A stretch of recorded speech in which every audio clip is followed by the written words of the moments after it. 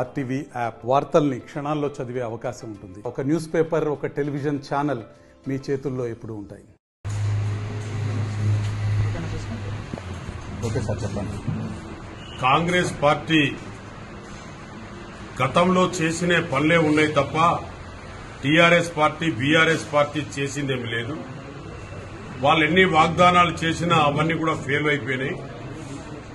దాదాపుగా double bedroom గాని, LKG to PG గాని, కేసీఆర్ గారు ఏమేం చేశారో మొత్తం కూడా ఫెయిల్యూర్ అయింది తెలంగాణలో, 10 రాష్ట్రంలో 10 సంవత్సరాల్లో. దాని తర్వాత ఇవాళ ఈ తెలంగాణ రాష్ట్రానికి అప్పుల పాలు చేసి, అప్పుల పాలు చేయకుండా రకరకాలుగా ఇబ్బందులు పెడుతూ 10 సంవత్సరాలు కొనసాగించారు. ఆ తెలంగాణ ఇచ్చింది సోనియా గాంధీ గారు. 60 సంవత్సరాల ఆకాంక్షను తీసుకొని సోనియా గాంధీ గారు తెలంగాణ ఇస్తే ఆ తెలంగాణను తుంగల దొక్కినట్టు చేశారు.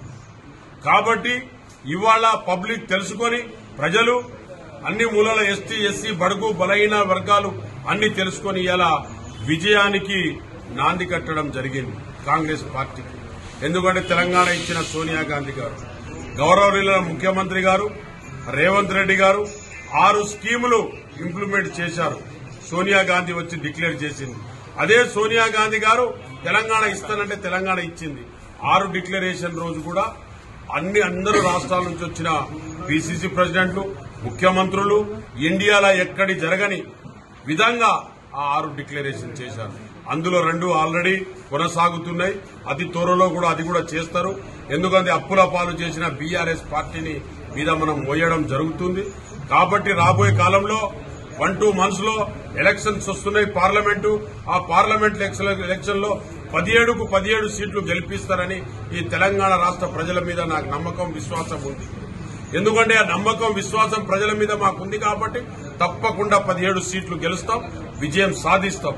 అందులో ఆ గతంలో కూడా నేను ఇక్కడ మంత్రిగా ఉన్నప్పుడు, ఎంపీగా ఉన్నప్పుడు భద్రాచలం బ్రిడ్జి అయితేంది, వెంకటాపూర్ బ్రిడ్జి అయితేంది, ఇవన్నీ కూడా నేనే చేశాను. ట్రైన్స్ కూడా మీకు మణుగూరులో నేను సౌకర్యం ఇచ్చింది కాంగ్రెస్ పార్టీ తరఫు నుంచి. నేను కూడా అందులో పనిచేస్తూ మీ భాగ్యస్వామిగా మీతోని ప్రజలలో ఉంటూ ఇవన్నీ కూడా ఇక్కడ ఉన్న ఎల్డబ్ల్యూ స్కీమ్ లో ఈ డెవలప్మెంట్ అంతా చేశాం. భద్రాచలం గాని, పిరుపేక గాని అన్ని కూడా రాత్రి కూడా నేను నైట్ హాల్ట్ చేయడం జరిగింది. గుండాల ప్రాంతంలో అడవిలో పోయి అక్కడ కూడా వాళ్ళ బాగోగులు, ఆ రోజుల్లో Yellandu to Gundala road, Gundala to Pasara రోడ్లు, చుట్టుపక్కల రోడ్లన్నీ కూడా నేను తెచ్చి నేను చేశాను. కాబట్టి నేను ఈ నియోజకవర్గం నుంచి ఎంపీగా పోటీ చేస్తున్నాను. గౌరవనీయుల ముఖ్యమంత్రి గాని, సోనియా గాంధీ గారు గాని వాళ్ళందరికీ కూడా నా మీద విశ్వాసం ఉంది, చేస్తున్నాం. అలాగనే ఖమ్మం జిల్లాలో ఉన్న పెద్దలందరూ కూడా బట్టి విక్రమార్క గారు, తుమ్మల నాగేశ్వరరావు గారు, శ్రీనివాస్ రెడ్డి గారు వీళ్ళందరూ కూడా మనకు తప్పకుండా వాళ్ళ ఆశీస్సులు నా మీద ఉన్నాయి. నువ్వు గో హెడ్, నువ్వు వెళ్ళిపోమని అన్నారు. కాబట్టి అందరం కూడా ఇక్కడ ఉన్న పిలుపాల్లో ఉన్న ఎమ్మెల్యే పాయం వెంకటేశ్వర్లు గారు, అలాగనే జిల్లా ప్రెసిడెంట్ గారు, పక్కనున్న అందరూ కూడా భద్రాచలంలో ఉన్న వాళ్ళందరూ కూడా సీనియర్ నాయకులు అందరూ కూడా నాకు చెప్పడం జరిగింది.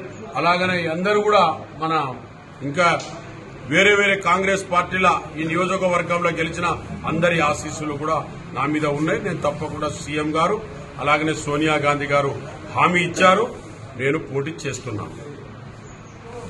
మరిన్ని వీడియోస్ కోసం ఛానల్ ని సబ్స్క్రైబ్ చేయండి. లేటెస్ట్ అప్డేట్స్ కోసం వాట్సాప్ ఛానల్ ని ఫాలో చేయండి. అండ్ లింక్ డిస్క్రిప్షన్ లో ఉంది.